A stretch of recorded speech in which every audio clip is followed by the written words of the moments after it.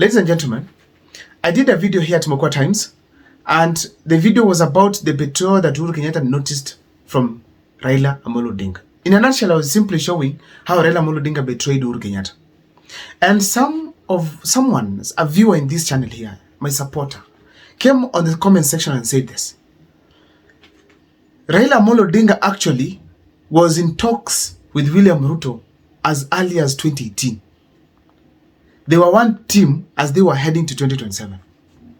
2022. They were one team. So I sat back and asked myself, by the way, could this be true? And I told myself, the points that this gentleman was bringing on board, probably it could be true. It could be true, And according to me now, I'm able to confirm here that Raila Amolo Odinga and William Ruto was one team ever since 2018. That is going to form the basis of this analysis here today. But before I take you through, ladies and gentlemen, take a second or two to subscribe, like, and comment, because that is the best support you can always give this channel. My number is always here. Feel free to share with me whenever you can. Let me dive into the topic today. Ladies and gentlemen, if you all remember, Raila Amolo Odinga and William Ruto were bigwigs within the Pentagon. They campaigned serious in 2007 to an extent that they said they won the elections. They came together to ensure that they have captured the entire country through what you call the Pentagon formation. So, ladies and gentlemen, these people have some strong bond that I felt that was not so much broken. Because what differences did they have before? And ladies and gentlemen, based on that history alone, you can be able to tell that William Ruto and Raila Amolo Odinga were not enemies.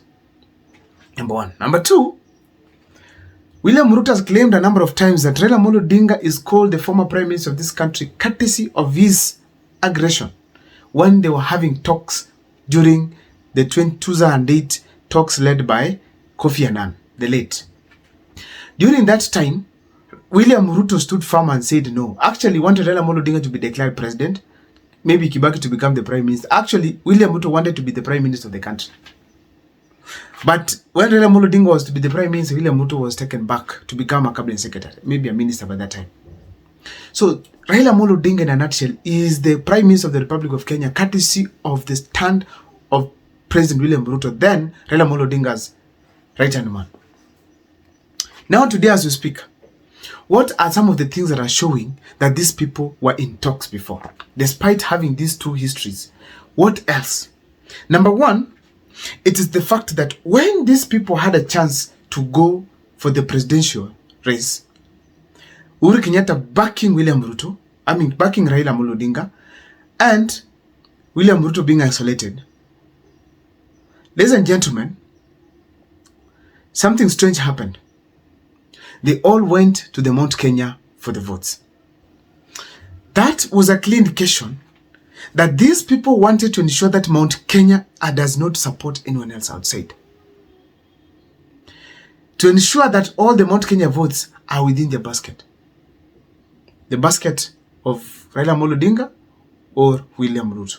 So if William Ruto manages to take the votes, Raila Amolo Odinga wins. If Raila Amolo Odinga manages to get the votes, William Ruto as well wins. Because the race was between the two. Anyone could have won the elections.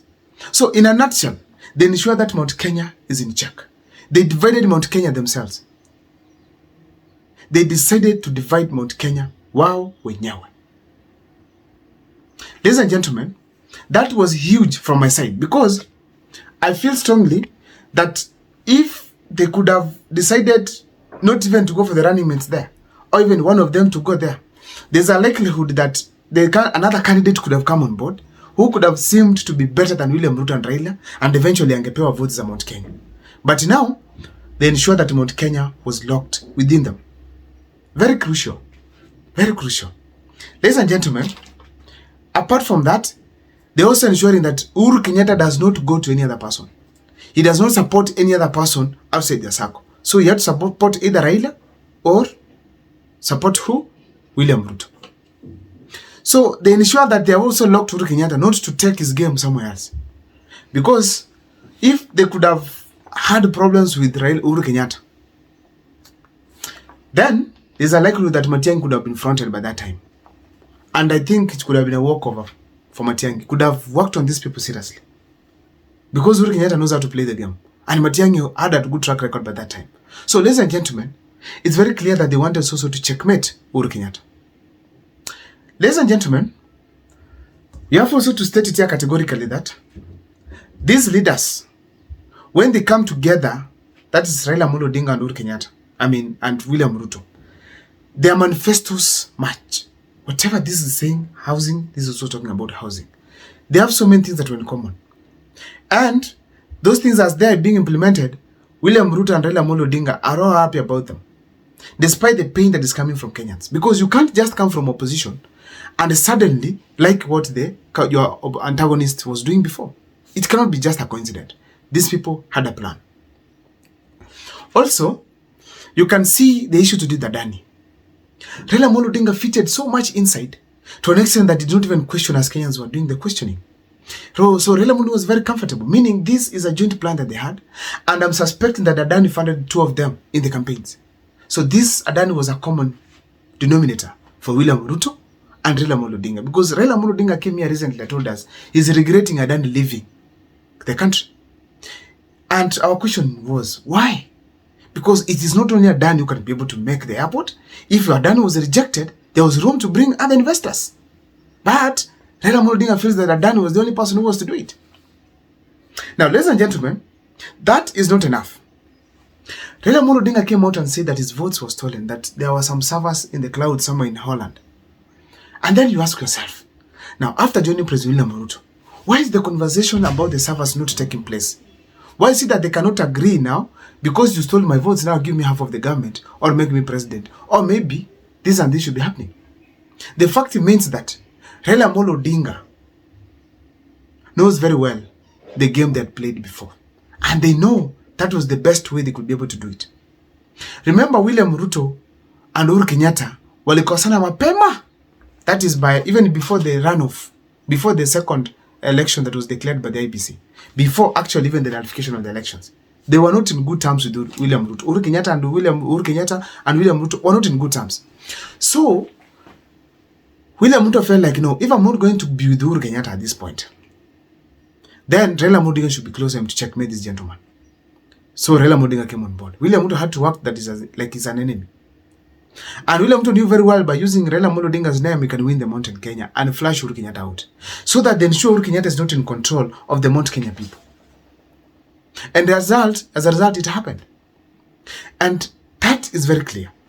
That is why Raila Amolo Odinga is very comfortably operating within government with Ruto without any complaints. Ladies and gentlemen, the impeachment of Rigathi Gachagua. Rigathi Gachagua's impeachment was an interference to the game plan of Raila Amolo Odinga and William Ruto. And they had to get rid of him. The moment Gachagua touched Raila Amolo Odinga, Raila Amolo Odinga warned him. And eventually, Gachagua was kicked out. Gachagua was kicked out. The moment he touched Raila Amolo Odinga, he was kicked out. That is a clear indication that there was a game that he was obstructing somewhere.